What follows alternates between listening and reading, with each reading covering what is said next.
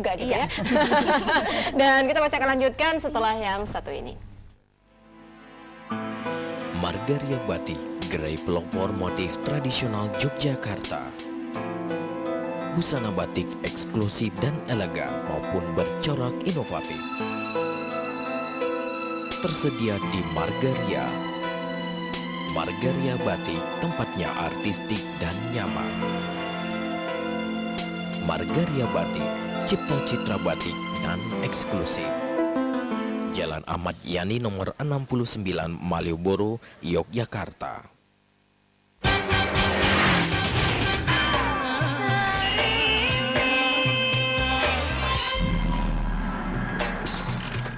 Ada yang ku cari, ada yang ku ingin, rasa yang begitu ya. Karena Sarimi selalu nempel di hati, nempel di lidah. Sarimi. Saat ku dibangun dulu, aku bertanya jadi apa? Akankah besar atau kecil, jadi pujaan atau terabaikan? Mungkinkah sejuk ataupun hangat? Inilah jawabnya. Que sera sera, selama ada Holcim, jadi apapun juga Holcim, pasti membangun sempurna. bersama. Tidak ada sampah yang tidak berguna kalau kita olah dengan sempurna.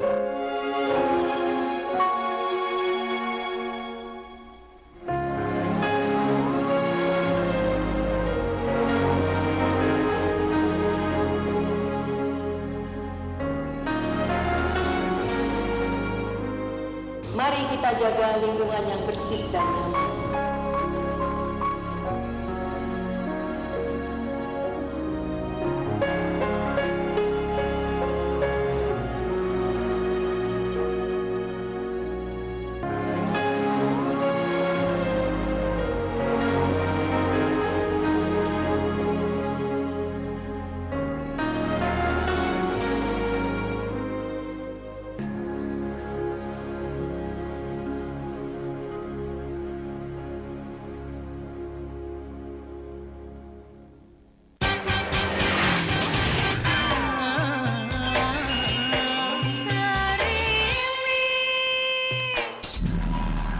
Ada yang ku cari, ada yang ku ingin, rasa yang begitu enak.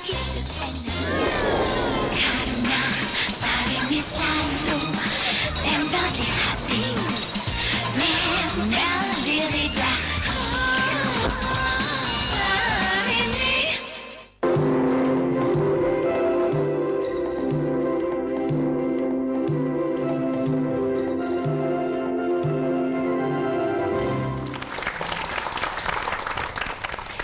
Iya, Mbak Ani dan juga pemirsa di rumah, kalau kita bicara soal perempuan, ini pasti erat kaitannya dengan ibu, kaum ibu. Dan bahagia sekali, rasanya bangga sekali karena saya di sini diapit oleh beberapa ibu-ibu yang ternyata punya kontribusi yang sangat luar biasa sekali terhadap peran perempuan di daerah mereka masing-masing ya. Yang pertama ada Ibu Hartini. Selamat malam Ibu.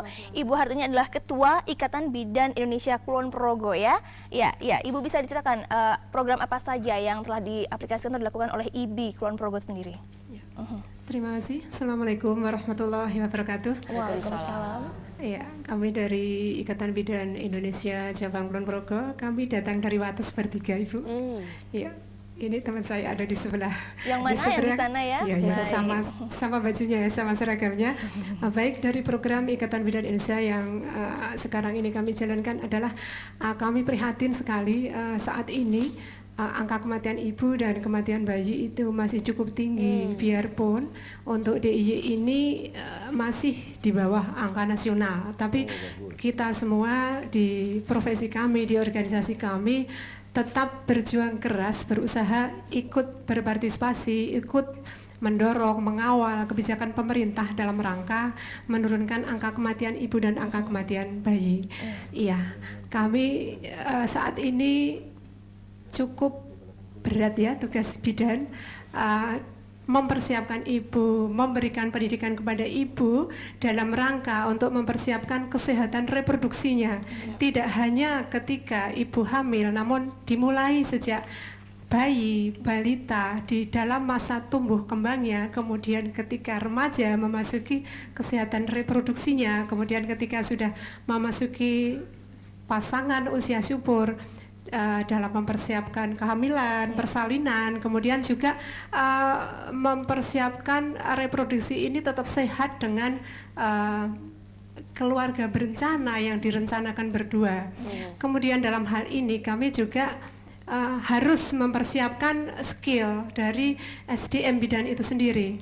Di sini alhamdulillah kami dapat binaan atau bantuan dari pembinaan ya? Iya, Yayasan Mandiri ya, melalui LP3M UST Yogyakarta, dan kami gunakan itu untuk meningkatkan pengetahuan dan skill kami untuk pelatihan dalam rangka penanganan kegawat daruratan kebidanan, juga dalam asuhan persalinan normal itu sendiri. Ya, kami juga memberikan penyuluhan di Posdaya itu sendiri, penyuluhan baik untuk pertumbuhan tumbuh kembang balita, utamanya sekarang ini di PAUD sangat intens ya, dibina, sehingga kami lebih mudah ya bekerja sama dengan kader-kader yang ada di PAUD untuk deteksi dini tumbuh kembangnya, juga untuk rujukan awal adanya kelainan tumbuh kembang itu sendiri. Kemudian juga di dalam pelatihan kami bekerja sama narasumbernya. Selain dari IBI sendiri, kami juga melibatkan dari Dinas Kesehatan, juga dari P2KS Sarjito. Baik, ternyata memang banyak sekali tugas yang dilakukan oleh IBI, dan memang ini menjadi semangat kita bersama ya. Dan kita bersama dengan niat ikhlas yang tulus untuk sama-sama perempuan, karena IBI sendiri merupakan mungkin ya satu-satunya organisasi yang semua anggotanya adalah perempuan. Boleh kita berikan tepuk tangan. Selain Ibu Hartini, ada juga Ibu Tuti Suharti. Ibu Tuti Suharti salah satu wakil dari kelompok peternak itik Sleman ya. Selamat malam Ibu. Selamat malam. Iya, program-program semuanya. Iya. Malam Bu. Program apa saja yang dilaksanakan oleh asosiasi Ibu ini? Ya, untuk kelompok tani ternak itik ini dari Sleman, khususnya di Dusun Mandungan 1, Kecamatan Segan. Ini kalau mendengar dari ibu-ibu yang sudah terdahulu, itu kan profesinya sangat tinggi, sangat modern, tapi dari kami kelompok tani ternak itik, kami mengambil kegiatan atau profesi yang namanya kegiatan untuk ibu-ibu. Kami kelompok tani ternak itik, kelompok kami adalah kelompok yang anggotanya semua perempuan juga. Semua perempuan juga. Kami bawa anggota ada di belakang itu. Kemudian kami berkelompok ini untuk membudidayakan itik supaya bertelur, kemudian juga untuk ditetaskan. Nah, salah satunya adalah tujuan kami ya ingin mengambil meskipun sedikit, mengambil ya kegiatan itu, mengambil supaya kita bisa ikut meningkatkan ekonomi rumah tangga, untuk meningkatkan uang belanja keluarga, untuk jajan anak-anak dan sebagainya. Untuk itu kita mengadakan atau mendirikan sebuah kelompok ini supaya ikut membantu mencari nafkah bapak-bapak atau suami yang kegiatan ini tidak begitu banyak menyita waktu. Artinya kita hanya pagi itu sebentar, nanti sore sebentar. Jadi untuk kegiatan-kegiatan rumah tangga yang lain tidak akan terganggu. Baik, ya memang besar dan luar biasa sekali peran dan fungsi seorang perempuan dalam keluarga tentunya ya. Saya ingin bertanya kepada Bapak Subiakto ini, melihat di sini semua perempuan dan juga mereka punya peran masing-masing ya. Bagaimana tanggapan Bapak ini tentang peran perempuan di zaman sekarang ini dan dari waktu ke waktu? Ibu juga bagaimana semangat Yayasan Mandiri untuk terus berkomitmen kuat untuk meningkatkan peran perempuan di Indonesia ini, Bapak? Ya, kalau kita dari Yayasan Mandiri memang sejak awal berdirinya yayasan ini komitmennya adalah itu, ya. Jadi yayasan ini didirikan dengan latar belakang untuk membantu pada waktu itu ikut memberdayakan wanita dalam rangka meningkatkan peranannya di bidang ekonomi. Pada waktu itu kita memberikan kredit secara murah dan mudah kepada ribuan kelompok, ratusan ribu kelompok-kelompok pada waktu itu, kelompok-kelompok KB, namanya UPPKS itu. Nah kemudian sekarang juga tetap komitmen kita tetap di situ karena memang kita melihat bahwa pentingnya ya peranan perempuan dan sudah terbukti lah bahwa sejak dari dulu bahwa perempuan ini punya peranan yang sangat menentukan di dalam keluarga dan juga dalam rangka pembangunan bangsa ini. Jadi, nah tapi memang menarik sekali bahwa di dalam perkembangannya ini tadi yang terkait dengan yang disampaikan oleh Ibu Ratu Hemas dan Ibu Yanti tadi adalah bagaimana sebetulnya mencari keseimbangan Bu ya, peranan yang setara dengan suami di sini dalam keluarga di sini. Jadi tadi pertanyaannya sosok ideal yang bagaimana seorang wanita Indonesia itu menurut pendapat saya adalah tadi apa yang disampaikan Ibu Ratu bahwa memang perlu ada negosiasi yang akhirnya mencapai satu kesepakatan tadi Bu Yanti. Kesepakatan dengan suami dan keluarga, peranan yang bagaimana yang diharapkan dari seorang wanita di situ. Karena memang kesepakatan ini sangat dibutuhkan karena masing-masing keluarga itu punya situasi dan kondisi dan tadi kemampuan yang berbeda-beda gitu. Yeah. Jadi ada yang memang ibunya yang menonjol, suaminya yang tidak terlalu menonjol. Tapi ada yang memang suaminya menonjol, udah ibunya di rumah saja lah. Bapaknya yang cari duit, mamanya itu. Ada juga yang semacam itu. Ya, jadi memang macam-macam anunya. Oleh karena itu kuncinya barangkali tadi wanita Indonesia yang ideal itu adalah yang mampu mencapai kesepakatan dengan suami dan keluarga, ya, yang kesepakatan peran yang bagaimana yang dibutuhkan seorang ibu dalam rumah tangganya, dalam keluarga itu. Iya, barangkali itu yang. Kalau kita bicara soal perempuan memang tidak pernah ada habisnya. Untuk itu kita masih akan mengundang pemirsa untuk bisa berbincang-bincang bersama kita di sini di 02745800800. Namun sebelumnya kita jalan dulu lagu yang berikut ini, Bunda.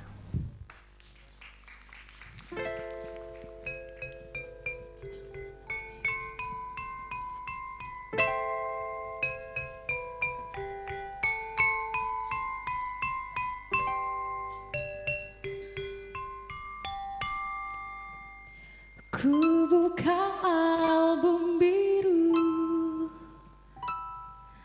penuh debu dan usang. Ku pandangi semua gambar diri kecil bersih belum ternoda. Pikirku pun melayang. Dahulu penuh kasih, teringat semua cerita orang tentang riwayatku.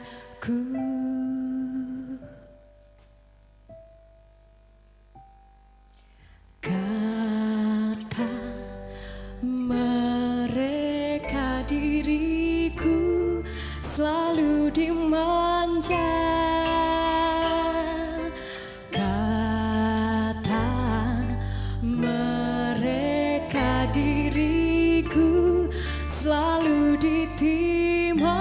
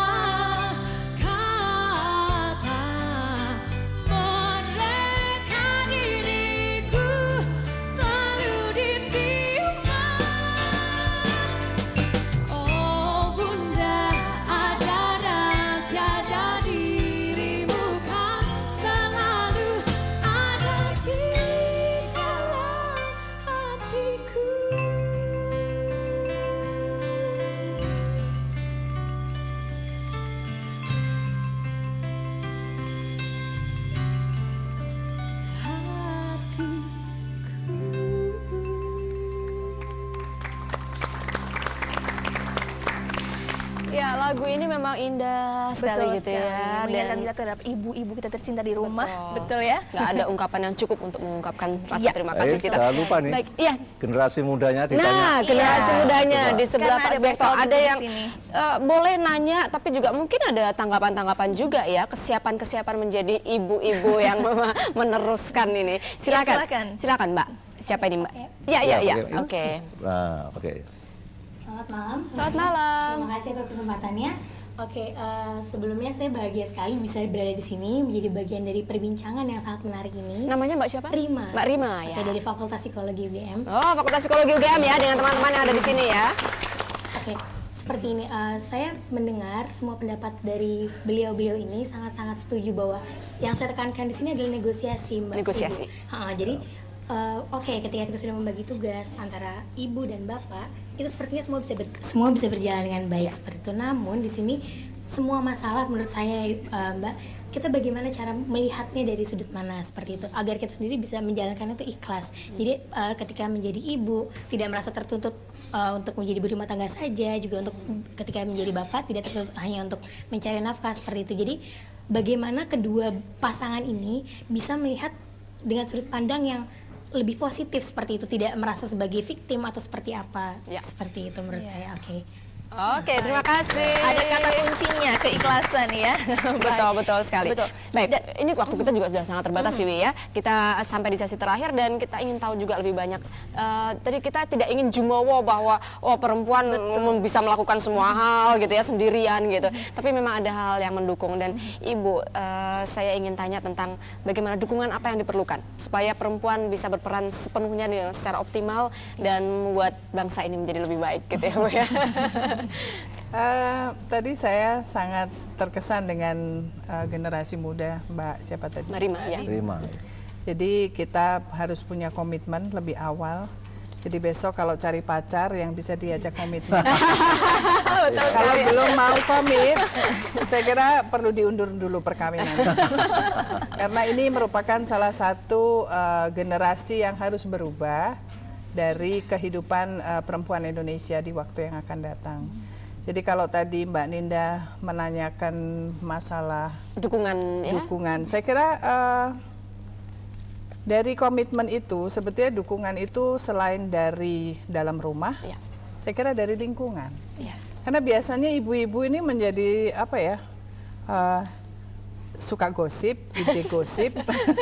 Padahal kita tidak tahu apa yang dijalankan oleh tetangga kita atau apa yang dijalankan oleh menantu kita. Jadi saya kira ini juga perlu ada satu dukungan yang besar. Dan saya yakin bahwa nanti pada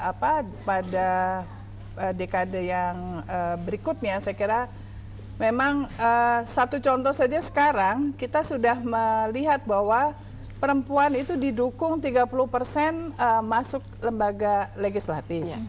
Tetapi dengan kita sudah begitu, ternyata perempuan itu tuh tidak bergandengan tangan untuk berjuang. Dimana kalau kita bisa bergandengan tangan, saya kira kita akan lebih mendapatkan hasil yang lebih optimal untuk perempuan Indonesia di waktu yang akan datang. Iya, baik. Nah, terkait dengan menyiapkan generasi muda tadi ya Ibu ya, bahwa dikatakan bahwa memang kita harus menyiapkan kaum perempuan atau generasi dari sekecil apapun, dari seusia sekecil apapun anak itu begitu. Nah, ada yang mengatakan pada saya bahwa pola pendidikan itu berbeda. Kalau kita mendidik seorang anak laki-laki, berarti kita mendidik seorang calon pria dewasa. Tapi kalau kita mendidik seorang anak perempuan, itu berarti mendidik sebuah calon satu keluarga gitu. Itu artinya kan ada perubahan pola pendidikan terhadap anak laki-laki dan perempuan gitu. Tapi juga kita melihat kesetaraan gender dan juga bagaimana kita bisa mendidik anak laki-laki sehingga nantinya di masa depan bisa menerima perempuan itu bisa berkarir lebih atau sama setara dengan laki-laki. Itu bagaimana Ibu? Iya, saya kira memang betul sekali pendapat bahwa kalau mendidik seorang perempuan berarti mendidik seluruh keluarga, itu tidak salah, tetapi seharusnya juga mendidik seorang laki-laki juga sama, artinya juga mendidik seluruh keluarga. Itu yang pertama. Kemudian yang kedua, saya kira dari tadi kita ngomong perempuan terus yang harus dididik gitu ya. Seperti tadi apa yang disampaikan oleh Kanjeng Ratu di awal, bahwa sebetulnya laki-laki pun juga harus dididik. Dididik untuk apa? Pertama, dididik mau menerima kemajuan wanita. Itu yang saya kira demikian. Kemudian juga mau untuk berbagi peran sesuai dengan kodratnya. Katanya tadi ada komitmen, ada kesetaraan dan sebagainya. Tetapi kalau tidak pernah dididik, rasanya kita masih sangat jarang untuk mendengar ada sebuah pelatihan atau pendidikan bagi laki-laki, bagi suami, bagaimana bersikap menjadi ayah yang baik. Masih jarang sekali. Bagaimana pendidikan seorang calon suami nantinya menjadi seorang suami yang baik. Selalu memang yang diuplek-uplek yang perempuan terus begitu ya. Saya kira ini perlu mendapatkan perhatian juga bahwa pendidikan sekarang harus keduanya, tidak hanya wanita tetapi juga laki-laki. Ternyata memang PR-nya banyak sekali untuk dan dukungan yang dibutuhkan untuk itu semua. Dari mana saja kira-kira Mbak Yanti? Iya, saya kira memang awal dari keluarga, kemudian lingkungan, dan tentunya tidak kalah pentingnya adalah pemerintah. Pemerintah ya. Karena saya kira goodwill dari pemerintah sangat dibutuhkan supaya posisi ini betul-betul seimbang, sehingga nantinya kita tidak lagi berteriak-teriak perempuan begitu ya, tetapi otomatis itu sudah merupakan suatu kesetaraan. Mungkin termasuk media juga ya. Media, gimana media perannya gimana Bu? Jadi saya kira media ini juga harus berpihak kepada perempuan, saya kira. Jadi saya suka sedih lihat sinetron yang judulnya sudah, yang misalnya seperti apa yang saya lihat kalau sore itu, judulnya ya kita melihat bahwa ternyata kekerasan terhadap perempuan itu cukup tinggi di media. Belum lagi nanti ditonton oleh anak-anak. Jadi ini menjadi satu contoh bagaimana kita mendidik baik di dalam keluarga, dengan keluarga yang apa namanya, yang beriman dan sebagainya. Ternyata judul-judul yang di televisi sinetronnya itu semua judul-judul sinetron yang berbau agama, tetapi justru di dalamnya kekerasannya itu sangat luar biasa. Jadi sebelum dia insaf itu dikerasi dulu. Jadi ini kan sesuatu yang sangat dan selain itu juga media harusnya memberikan satu pendidikan kepada semua. Oke, kita tidak membaca, tetapi kita lebih senang melihat televisi justru atau radio misalnya. Justru pendidikan-pendidikan yang bermanfaat bagi laki-laki dan perempuan, bagi anak-anak, saya kira media ini memegang peranan penting. Catatan khusus untuk ini media. tantangan untuk media. Betul. Baik, satu kata penutup dari Pak Subiakto Cakrawardaya ya, satu-satunya. Ini maaf kalau kita diskriminatif malam hari ini ya Pak. Silakan Pak. Saya lebih baik saya ingin mengimbau kepada laki-laki. Pertama menyadari bahwa sudah saatnya kita berbagi peran dengan wanita dan perempuan. Ini yang pertama. Yang kedua, saya mendukung apa yang disampaikan Bu Yanti. Ya, kita harus menyadari bahwa kita juga harus mendidik kita sendiri untuk bisa menjadi ayah yang baik, bisa menjadi laki-laki yang bertanggung jawab, ya, sehingga kita bisa berbagi peran dengan baik untuk bersama-sama menciptakan keluarga yang sejahtera. Kira itu yang harapan saya dan harapan kita laki-laki untuk bisa berperan seperti itu. Terima kasih. Semoga himbauan ini bisa melengkapi perbincangan kita sehingga nantinya perempuan juga bisa didukung lebih maju lagi ya. Baik. Terima kasih sekali. Saya dan Siwi juga mengucapkan terima kasih kepada sekali lagi Kanjeng Ratu Mas, Mbak Yanti, terima kasih. Ibu-ibu semua, teman-teman mahasiswa juga terima kasih, dan juga Bapak Subiakto Cakrawardaya terima kasih sekali bersama Yayasan Damandiri Jakarta. Terima kasih untuk Quality Arts Organizer, juga LPK Colors Models Management Asmat Pro. Terima kasih untuk Margaria Batik untuk busana yang saya dan Siwi kenakan, dan juga mempercantik para pemain musik, para penari dan penyanyi juga. Terima kasih untuk Pelangi Sound System, juga Mbak Erna dan seluruh penarinya, serta New Wangi and Friends dan seluruh pihak yang tidak dapat kami sebutkan satu persatu. Kita akan berjumpa kembali dalam Pelengkong Gading berikutnya. Selamat malam. Sampai jumpa.